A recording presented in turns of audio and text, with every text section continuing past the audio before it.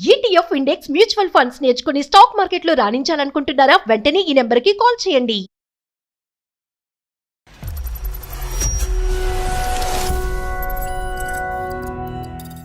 College టైంలో ఒక అబ్బాయి పరిచయం అయ్యాడు.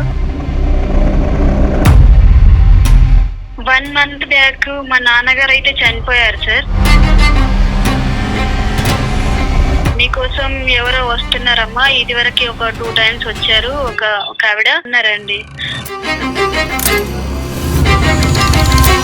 కానీ ఈవిడతో మాట్లాడిన తర్వాత ఆమెనే నా మదర్ అని చెప్పి తెలిసిందండి.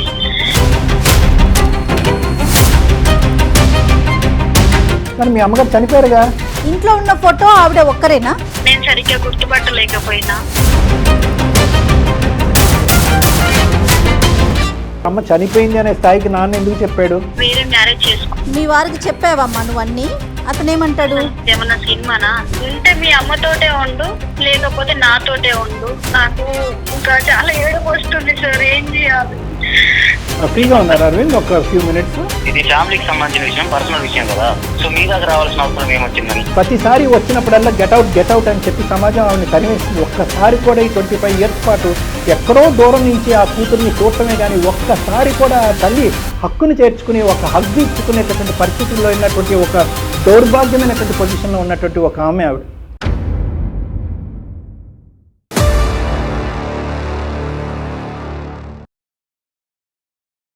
అందమైన జీవితం కార్యక్రమానికి స్వాగతం. నమస్తే కళ్యాణ్ గారు. నమస్తే జయ గారు. కళ్యాణ్ గారు, ప్రత్యూష అనే ఒక అమ్మాయి మనకి మెయిల్ చేసింది తల్లికి సంబంధించి. మా అమ్మ నాకు కావాలి, చూస్తే చాలా బాధ అనిపించింది కళ్యాణ్ గారు. డెఫినెట్గా మీ అడ్వైజ్ అవసరం అనిపించింది. సరే కాల్ చేస్తానండి. చాలా అంటే తల్లికి సంబంధించి మనం ఏ అంశం వచ్చినా కూడా అసలు మనసు పిండేసినట్టు. అవునండి, డిలే కూడా చేయకూడదు అనిపించింది.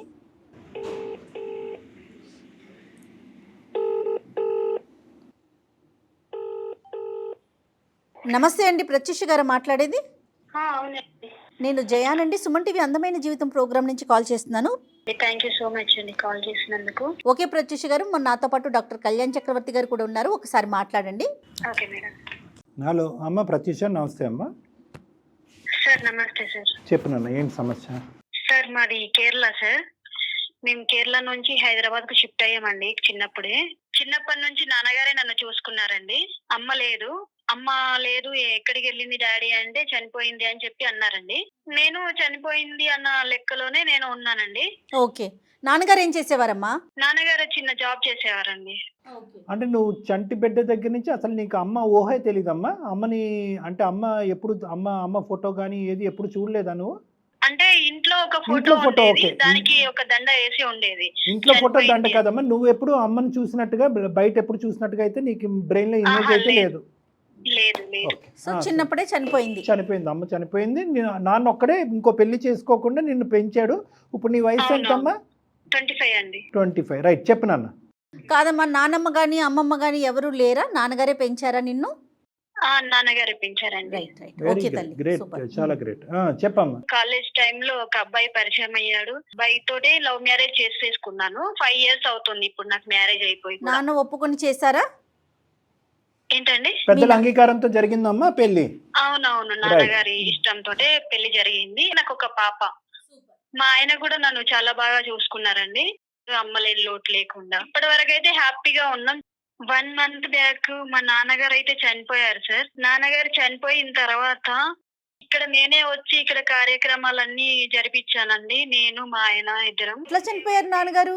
హార్ట్ అటాక్ అండి. ఇప్పుడు రెంట్ హౌస్ కాబట్టి వీళ్ళు కాల్ చేశారండి, వచ్చి సామాన్ అయితే తీసుకెళ్ళాలి కదా. వీళ్ళు కాల్ చేసిన తర్వాత ఇక్కడికి వస్తే మీకోసం ఎవరో వస్తున్నారమ్మా, ఇది వరకు ఒక 2 times వచ్చారు, ఒక ఆవిడ ఉన్నారండి. అంటే ఎవరు నాకైతే తెలియదు, నాకే అర్థం కాకుండా ఎవరని చెప్పేసి నేను అక్కడే ఉండి తెలుసుకుని ఆవిడకి వెళ్ళి కలవడం జరిగిందండి. మీకోసమనే చెప్పారా, నాన్నగారి కోసం అంటున్నా? నా కోసం. ఇప్పుడు నాన్నగారు చనిపోయారని తెలిసి ఇక్కడికి వచ్చారంట.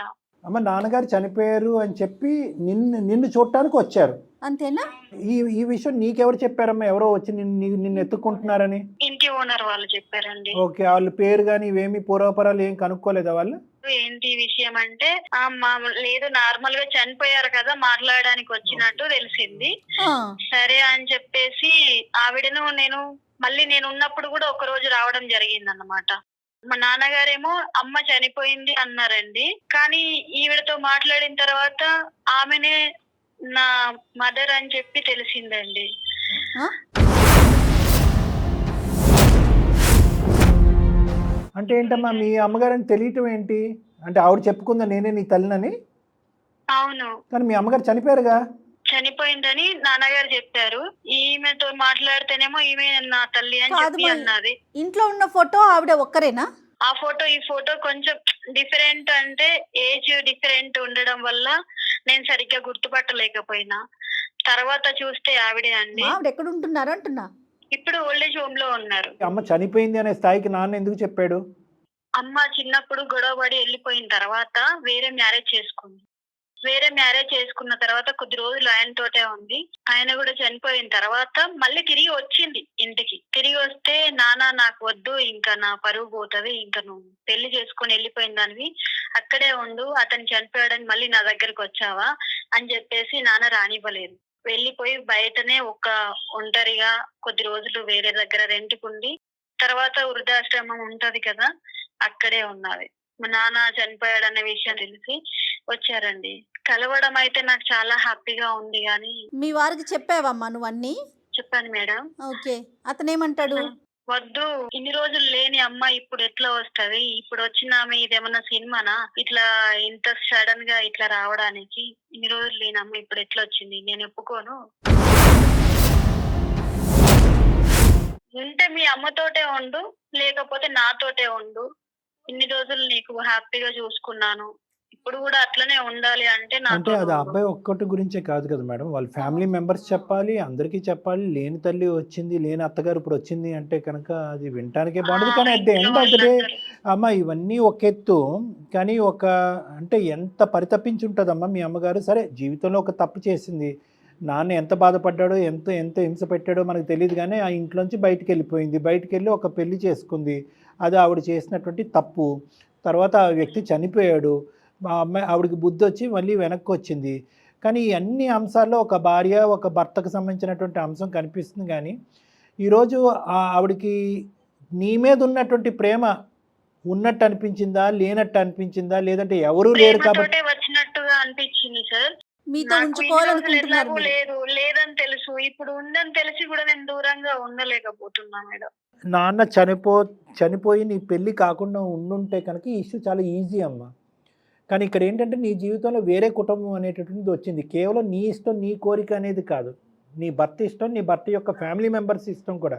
ఇప్పుడు ఎంతో హ్యాపీగా 5 years పాటు మేము ఉన్నాము అనేటటువంటి మీ ఇద్దరి మధ్యన ఈరోజు తల్లి వచ్చి మీ ఇద్దరి మధ్యన పుల్ల పెట్టేటటువంటి పరిస్థితి రాకూడదు కదా. అంటే మీ ఇద్దరి మధ్యన డిఫరెన్సెస్ రాకూడదు, ఎందుకంటే ఏ గొడవ లేదు.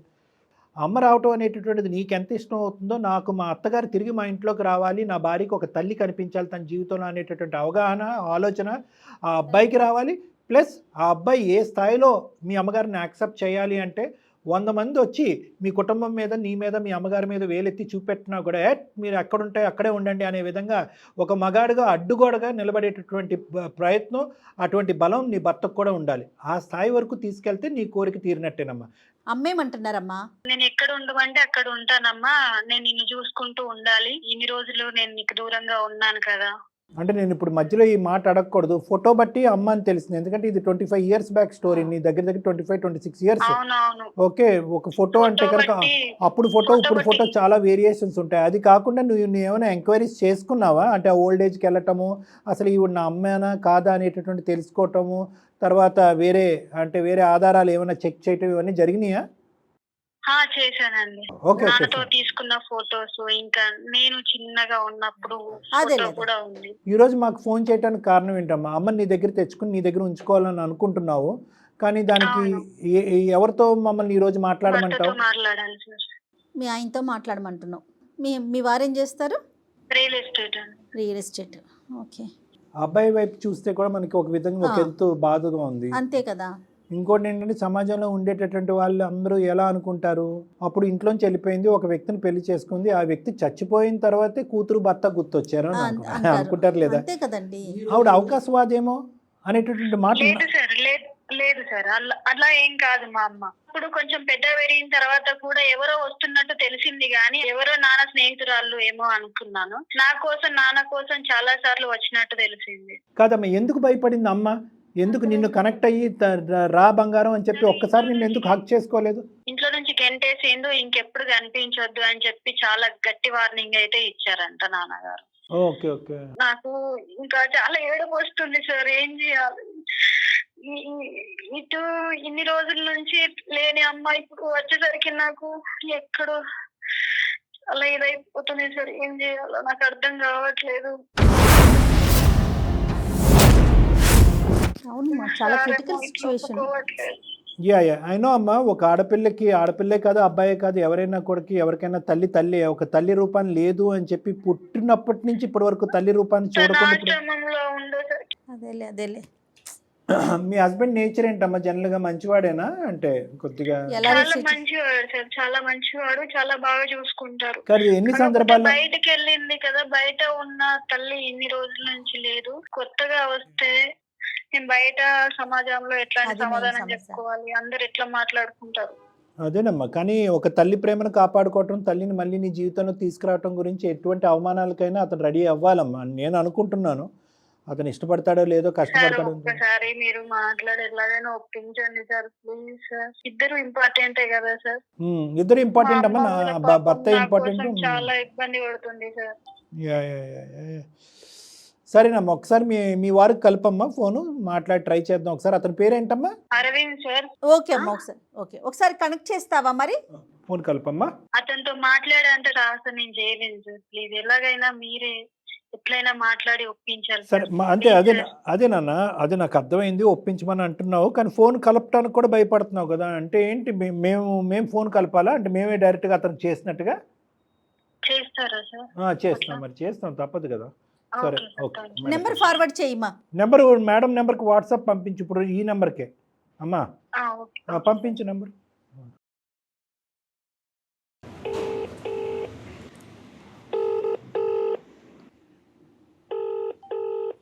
హలో, నమస్తే అండి అరవింద్ గారు, నేను జయానండి, సుమన్ టీవీ అందమైన జీవితం ప్రోగ్రామ్ నుంచి కాల్ చేస్తున్నానండి. మీరు ఒక్క 2 minutes టైం ఇవ్వగలుగుతారా?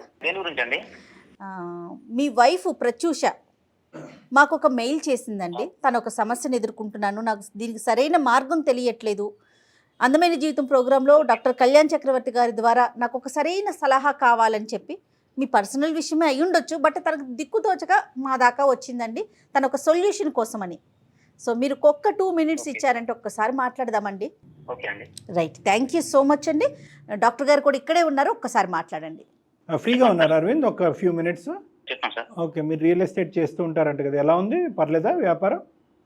ఓకే సార్, బాగానే ఉంది. మీరు ప్రత్యూష చాలా చక్కటి జంటను విన్నాను, చాలా గొప్పగా చెప్పింది ప్రత్యూష, అంటే మీ మ్యారేజ్, మీ ప్రయాణం గురించి. కానీ ఇప్పుడు ఏంటంటే ఒక అంతు చెక్కినటువంటి ఒక సమస్య వచ్చి పడింది, దాని గురించి ఆల్రెడీ మీకు తెలుసు. అదేంటంటే ఇప్పుడు 25-26 years తర్వాత తన తల్లి మళ్ళీ తన జీవితంలో ప్రవేశించి నాన్న బంగారం అని చెప్పి దగ్గర తెచ్చుకుంటుంది ఆ అమ్మాయిని. ఆ అమ్మాయి ఈరోజు ఒకేసారి తల్లి ప్రేమను చూడగానే ఎల్లకాలం ఆ తల్లి ప్రేమని తన పక్కనే పెట్టుకోవాలి, ఉండాలనే కోరిక, తపన తనకు అనిపిస్తున్నట్టు మీకు తెలుసు, నాకు తెలుసు. పర్సనల్ విషయాలు, ఫ్యామిలీ విషయాలు మీద ఎందుకు రావాల్సి వచ్చిందని. Right, okay. ఇప్పుడు మీరు అంతవరకు చెప్పారు కాబట్టి ఇది ఒకటి ఇందాక వాస్తవానికి ఆ అమ్మాయిని ఫోన్ కలపమంటే కనుక ప్రత్యూషాన్ని ఏమండి నేను మా భర్తతో కూడా ఎక్స్ప్రెస్ చేయలేకపోతున్నాను అనేటటువంటి పరిస్థితి ఉండటం వల్ల, అంటే ఓపెన్ గా డిస్కస్ చేయలేకపోవటం వల్ల. సార్ ఇది ఫ్యామిలీకి సంబంధించిన విషయం, పర్సనల్ విషయం కదా, సో మీ దగ్గర రావాల్సిన అవసరం ఏమొచ్చిందని. చాలా పర్సనల్ ఇష్యూ, మీ వరకు ఎందుకు అనేటటువంటి డిస్కషన్ మీరు అనొచ్చు. రెండోది మేము ఏమంటే ఆ ఒక్క అంశం పక్కన పెట్టేసి, చాలా సున్నితమైన సెన్సిటివ్ సబ్జెక్ట్, ఎందుకంటే ఈ సబ్జెక్ట్ తీసుకెళ్ళి ఆ అమ్మాయి తన ఫ్రెండ్తో మాట్లాడలేదు, వాళ్ళ ఇంటి వాళ్ళతో మాట్లాడలేదు, ఇంకెవరు లేరు, ఇల్లు అనేటటువంటిది లేదు, నాన్న లేడు, ఇక్కడ తల్లి అనేటటువంటి ఆమె ఈరోజు వచ్చింది, నేను తల్లి అని అంటుంది, ఆ తల్లి ప్రేమను చూపెట్టింది. ఆ చూపెట్టేటప్పటికి చాలా సందర్భాల్లో ఈ అమ్మాయి కావాలి అనేటటువంటిది 25 years పాటు ఆ తల్లి వెయిట్ చేసింది, కూతురు వెయిట్ చేశారు. సో ఇది ఎక్కడ మాట్లాడలేనటువంటి సబ్జెక్టు. మీరు ఇలాగ మాకు సడన్గా ఒక తల్లి వచ్చి మన ప్రత్యూష మా తల్లే మన ఇంట్లో పెట్టుకుందాం అనేటటువంటి మాటను మీ కుటుంబ సభ్యులతో డిస్కస్ చేయలేరు, ఎవరు డిస్కస్ చేయలేరు. రైట్ ప్లాట్ఫామ్ ఈజ్ అందమైన జీవితం. ఈ వేదిక మీద ఖచ్చితంగా మీకు సొల్యూషన్ దొరుకుతుంది. ఇలాంటి వాటికంటే ఇంకా చిక్కుముడి సమస్యలకి ఈ వేదిక ద్వారా సొల్యూషన్ చూపెట్టేటటువంటి ప్రయత్నం నేను జయ గారు చాలా వరకు చేసామని మేము చెప్పుకోవచ్చు ఈ లాస్ట్ 3 yearsలో. కానీ ఇక్కడ ఏంటంటే ఈ తల్లి ప్రేమ అనేటటువంటి కాన్సెప్ట్ వచ్చేటప్పటికి మా చేతులు కట్టేసినట్టు అయిపోతుంది అరవింద్. తల్లికి సంబంధించినటువంటి స్వచ్ఛమైనటువంటి ప్రేమని బహుశా ఏ ప్రేమ కూడా ఇంకా ఎటువంటి ప్రేమ కూడా అది అధిగమించదు, అతిక్రమించదు. అంటే దాన్ని క్రాస్ చేసేటటువంటి కెపాసిటీ తల్లి ప్రేమకు అంత గొప్ప ప్రేమ. మీరు అనుభవించుంటారు, మీకు మేము ప్రత్యేకించి చెప్పని అవసరమే లేదు కదండి అరవింద్ గారు. కాబట్టి నేను జయ గారు కొద్దిగా ఫ్రీడమ్ తీసుకుని మిమ్మల్ని అడగకుండానే మీకు ఫోన్ కలిపి దీనికి ఏదో ఒక సొల్యూషన్ అర్జెంటుగా వెతకాలి అనేటటువంటి ఉద్దేశంతో మీ దగ్గర రావటమే జరిగిందే కానీ అంతేగాని చీటికి మాటికి ప్రతి పర్సనల్ అంశంలో మేము తలదూర్చి అనవసరమైనటువంటి చిరాకులు మీకు తెప్పించే ప్రయత్నం చేయరు. మాకు అంత సమయం కూడా ఉండదండి. ఇది చాలా ఇంపార్టెంట్ ప్రేమతో కూడినటువంటి తల్లి ప్రేమకు సంబంధించిన సబ్జెక్ట్ కాబట్టి మీ వరకు రావడం జరిగింది అరవింద్ గారు. ఓకేనా అండి? సో నేను అర్థమైంది. ఇప్పుడు ఏంటంటే 20 years నుంచి లేని ప్రేమ ఇప్పుడు వచ్చి ఆల్రెడీ వాళ్ళ నాన్న వాళ్ళు నాకు చెప్పారు అంటే ఆమె చనిపోయిందని చెప్పారు. నేను ఆమెని కాలేజీలో లవ్ చేసి పెళ్లి చేసుకున్నా సార్. 5 years అయినా నేను పెళ్లి చేసుకొని ఆమెని వాళ్ళ అమ్మ లేని లోటు కూడా నేను తీర్చిన. అంటే అంత హ్యాపీగా నేను చూసుకున్నా సార్.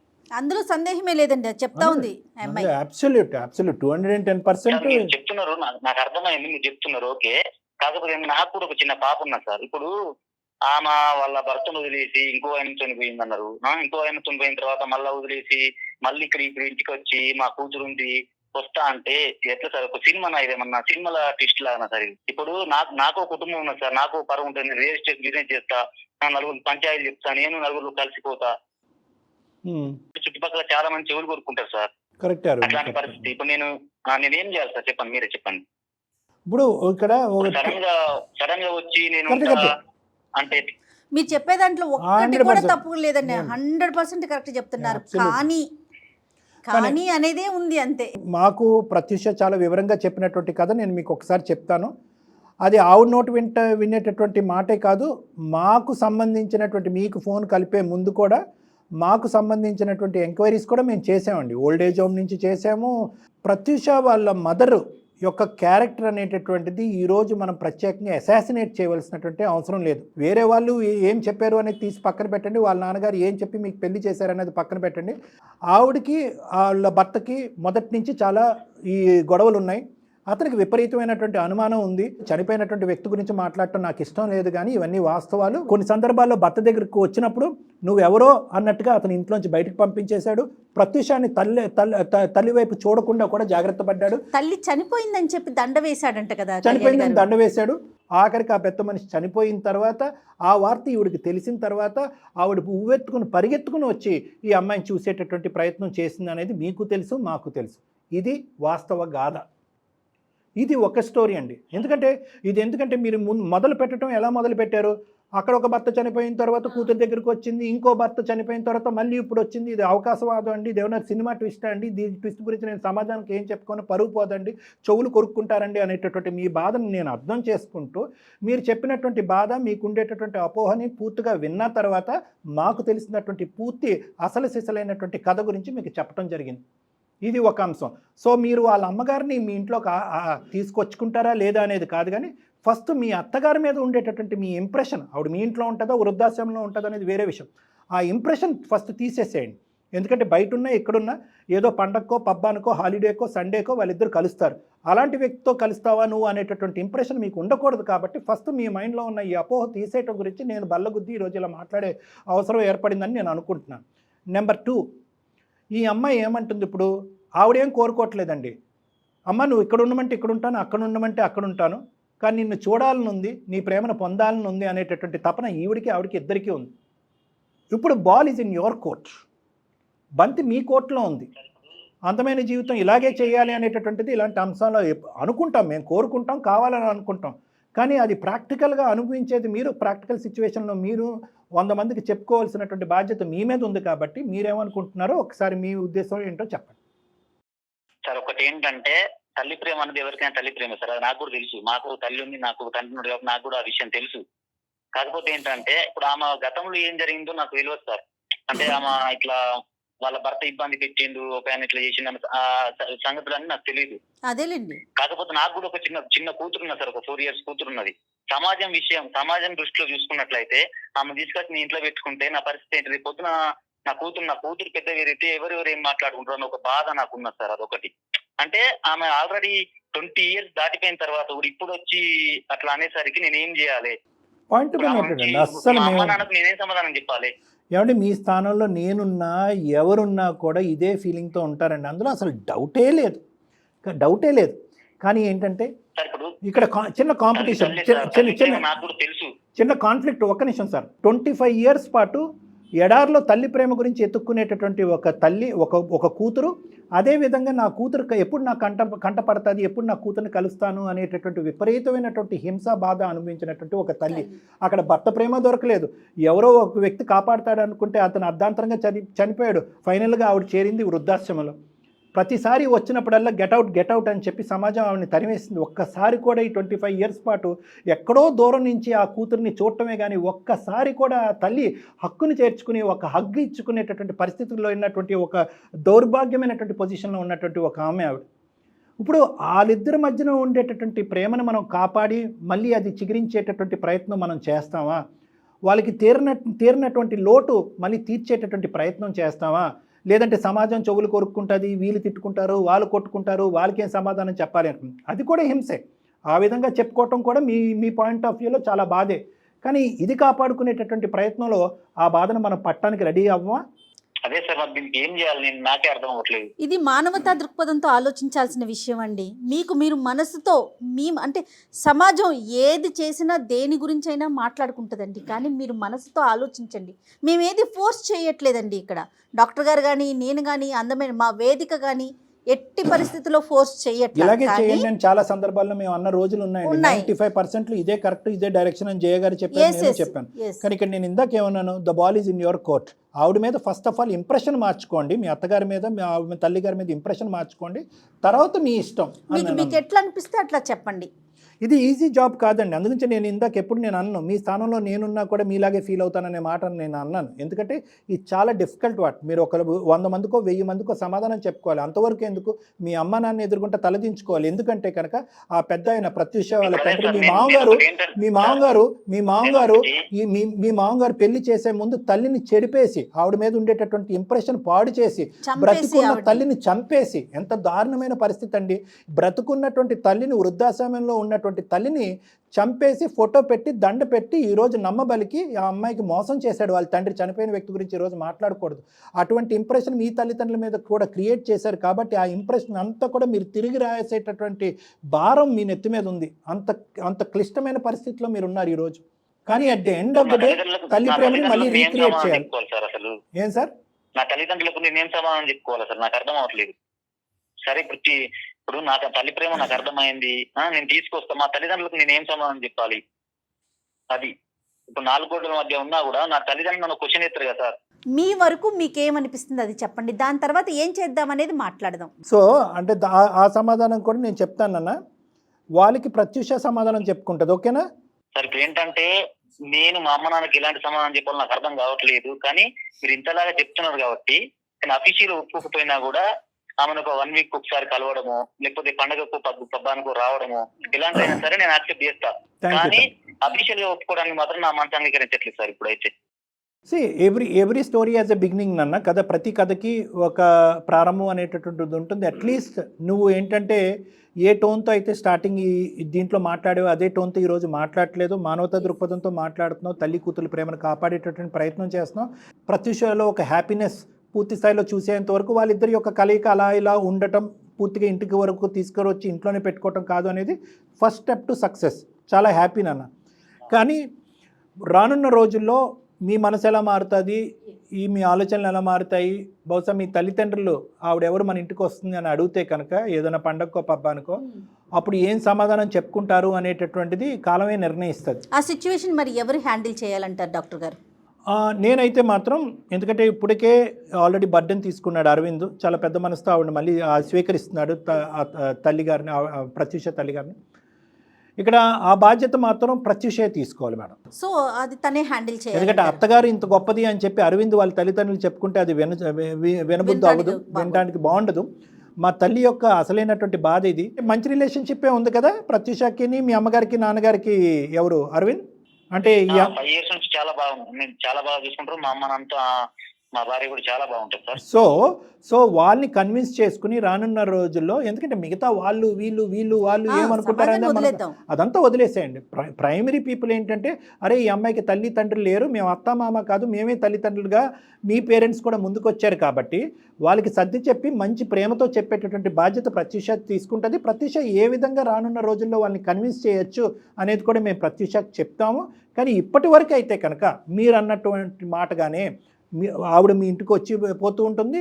అదేవిధంగా పండక్కో, ఆదివారమో, సాటర్డే, సండేయో, ఇంకో రోజో మీరు అక్కడికి వెళ్ళి మీరు ఆవిడని చూసి రావటం అనేది కూడా అందరికీ మంచిది అన్నట్టు నాకు అనిపిస్తుంది. అరవింద్, ప్రత్యూష, చాలా చాలా thanks. Thank you so much. నిజంగా నేను ఎప్పుడు మర్చిపోను. ఈ మాత్రం కలుస్తున్నాము అంటే నాకు చాలా ఆనందంగా ఉంది. అమ్మా ఇది ఇప్పుడు అతను కొంచెమైనా గానీ తర్వాత అయినా గానీ మార్పు వస్తుంది. ఇంకా నాతోటి కూడా రావచ్చు. అందుగురించి నేనేమంటున్నానంటేనమ్మా, ఇక్కడి వరకు వచ్చినటువంటి అబ్బాయిని తొందరగా అక్కడి వరకు లాగే ప్రయత్నం చేయొద్దు. ఎందుకంటే మీ బాండింగ్ ఎలా అయితే ఏర్పడిందో తల్లి కూతుర్లో, అదే బాండింగ్ అతని మధ్యనని మీ అమ్మగారి మధ్యన క్రియేట్ అయ్యి అతనికి ఒక నమ్మకం వస్తే కనుక నెక్స్ట్ స్టెప్ అనేది ఈజీగా ఉంటుంది. ఒకప్పుడు రేపొద్దున ఈవిడ ఎలా వచ్చింది అనే ప్రశ్న వస్తే కనుక దానికి అరవింద్ సమాధానం చెప్పకూడదు, మీరు సమాధానం చెప్పాలి. మీరు వాళ్ళని సమజాయించుకోవాలి. వాళ్ళు ముఖ్యంగా వాళ్ళ పేరెంట్స్ని వాళ్ళకి నచ్చజెప్పేటటువంటి ప్రయత్నం చేయాలి. మీ అమ్మగారు అనుభవించినటువంటి యథార్థ గాథ వాళ్ళకి చెప్పి మంచి ప్రేమతో అందరూ ఆవిడ్ని హ్యాపీగా రిసీవ్ చేసుకుని స్వీకరించేటటువంటి వాతావరణం క్రియేట్ చేయవలసినటువంటి బాధ్యత నీ మీద ఉంది. ఓకేనమ్మా. Thank you so much. ఓకేనమ్మా. కానీ అరవింద్ని మాత్రం మీరు ఫోర్స్ చేయమాకండి, రమ్మని కానీ లేకపోతే అమ్మని తీసుకురమ్మని అలాంటి విషయాలు. లేదు సార్, లేదు. అరవింద్ చాలా మంచి అతను. అరవింద్, ఓకే నాన్న, థ్యాంక్ యూ ఫర్ అండర్స్టాండింగ్. చాలా సంతోషం అనిపించిందండి మాకు. థ్యాంక్ యూ సో మచ్ నాన్న, thanks for cooperating. Right, bye అమ్మా, ఆల్ ది బెస్ట్, బాయ్. ఇక్కడ గొప్పతనం మాత్రం అరవింద్దే. నిజంగా తను యాక్సెప్ట్ చేయటం అనేది, మనకి మెయిల్ రాగానే ఫస్ట్ ఎంక్వైరీ చేసామండి మన టీం అంతా కూడా, వెనకాల బిహైండ్ అన్నట్లుగా బ్యాక్ ఎండ్లో చాలా వరకు పూర్తిగా మొత్తం ఎంక్వైరీ చేసి దానివల్లే మనకు అసలు నిజాలు తెలిసినాయి. చక్కగా సొల్యూషన్ దొరికింది, హ్యాపీ ఎండింగ్ అనుకోవాలి. Correct madam. Thank you so much doctor. Thank you Jaya garu. నమస్తే.